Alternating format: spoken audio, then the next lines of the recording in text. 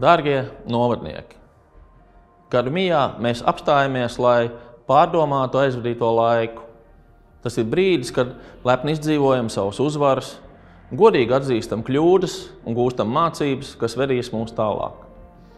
2024. gads Cēsu novadam bija ražīgs attīstības gads. Esam ieguldījuši resursus, lai iedzīvotāju ikdiena kļūtu labāka.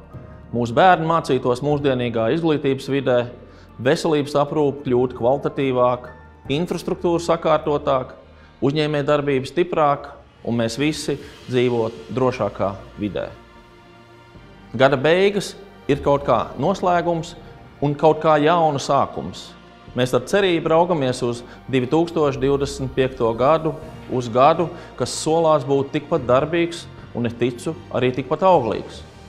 Turklāt nākamais būs īpašs gads, jo Cēsu novads kļūs par Latvijas kultūras galvaspilsētu.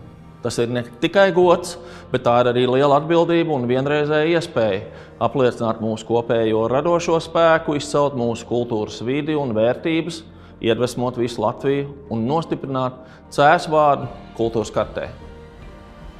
Mēs kā novads esam tik stipri, cik stipri ir mūsu cilvēki. Ik viens no jums ir svarīgs mūsu kopējā ceļā. Paldies par jūsu šī gada darbiem, lai padarītu mūsu novadu sakārtotāku. Paldies uzņēmējiem, ka turpinat radīt, ka turpinat vairot novada un iedzīvotāju labklājību.